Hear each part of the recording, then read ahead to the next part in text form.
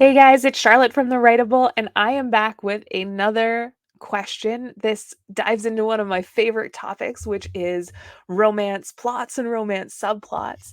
And the question is, I have a love triangle in my story, but I think they're overdone, and I didn't really want one. So what should I do?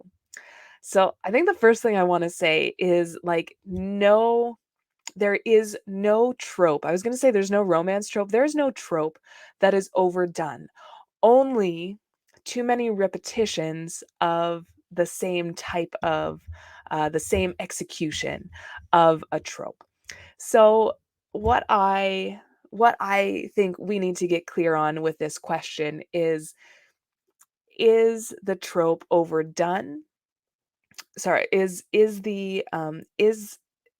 the fear here that we think the trope is overdone and we think that it's not going to read well with other readers, that they're going to look at it and be like, oh, another love triangle, um or is it that we just truly didn't want one in the story? Now I am going to go out on a limb and say, if it ended up in the story, unless you were like really trying to force things to happen, like if it just happened naturally, if it kind of just came out as you were writing, I think that there's a subconscious piece, probably that creative mind did want this love triangle to happen. So now if we think we really didn't want one, then the question is, why don't we want one? And maybe we don't want one because we think they're overdone. And so let me give you my perspective on tropes. Um, Tropes exist for a reason. Tropes are things that people like to read in their stories, and they like to read them enough that they have become common. There's things that people have done over and over and over again.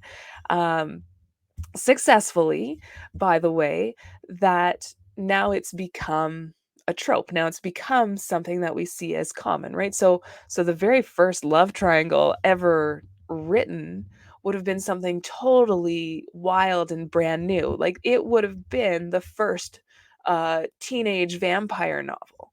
And then all of a sudden all of these ones came after it. And for the first couple love triangles, people were still probably like really excited. And they were starting to say, I love these love triangle stories. And then at some point, some people got in there and they started saying, people like love triangles.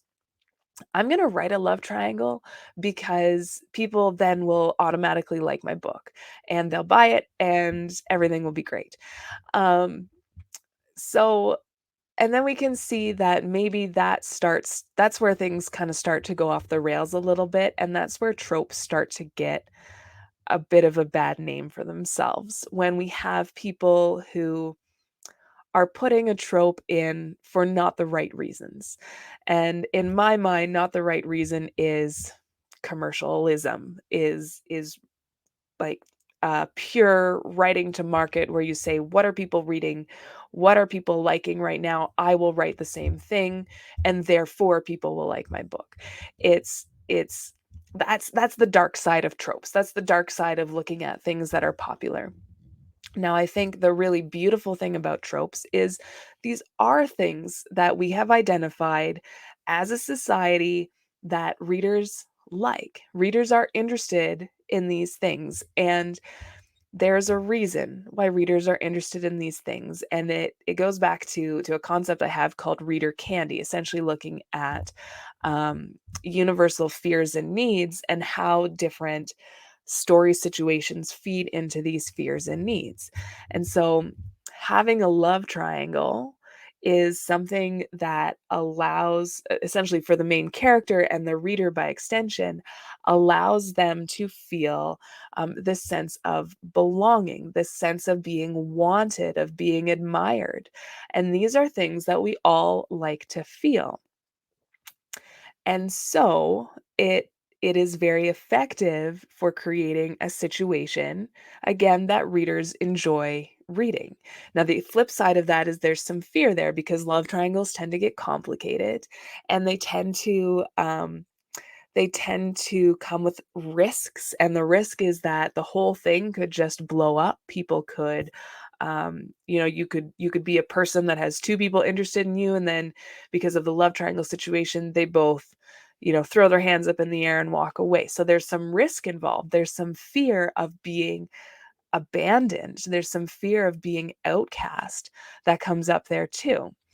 So what I'm really trying to get to with this is understanding that tropes by themselves are not overdone. A love triangle by itself will never be overdone because humans have these universal fears and needs, and the love triangle sort of trope speaks to those fears and needs in a certain way that is very appealing and very interesting for certain people who like love triangles, which is most of us.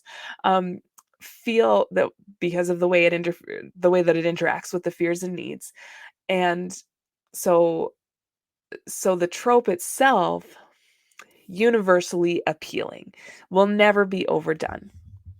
Now, what is overdone is love triangles that exist without an understanding of why the love triangle is there, without an understanding of the characters that are there, without an understanding of how those character interactions work, and without an understanding of what this love triangle is doing for the central story.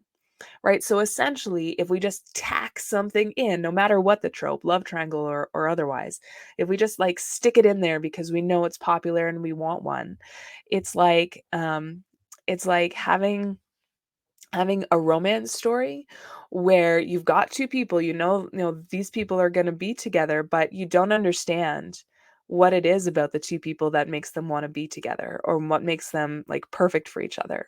And then you throw in this like third wheel and are like, oh, it's a love triangle. Now everyone's going to love it. That's going to be so much better. It's like it's just like it doesn't work. You can tell, like a reader can tell when things are tacked on there. When you've like super glued something in there just to try to make it fancier, right? Like you can't just slather the book with glitter and be like, it's so great now. That's the difference, right? And unfortunately, sometimes tropes get overdone because people see that they're popular and people try to put them in without having these pieces of understanding. And that's when we read them as the reader. That's when we read these these tropes and we go, ugh, not another love triangle. So at the end of the day, if we're looking at a trope and if it I would not ever put a trope in just to put something in that's popular. But what I would do is I would say, is this something I like? What is it that I like about it? Essentially looking at those universal fears and needs and figuring out how it fits in with all of the other pieces of my story. So with this question, the story's there. The love triangle has shown up. The love triangle's shown up, I think, kind of naturally, which means that it probably has a good place there. But you can always have a look at these three characters and look at their character development, look at their personalities, look at how do they actually come together. That's a huge topic to see how to do, how to effectively build that in. In my write your novel now mentorship, I actually break down how I plot a romance novel, including how I make sure that two characters work together, how it is that these two characters are perfect for each other. So that might be a really super resource, to actually see that process in action of breaking it down. But at the end of the day, no trope is overdone as long as it fits the story, as long as that core story, the characters, everything all works together. All right, so I hope that that is helpful. And just a reminder to please follow the page if you want to see more of these question and answer videos. and that you can always send me a question of your own if you'd like me to answer it here, just through the DMs. All right, thanks so much, everyone. Happy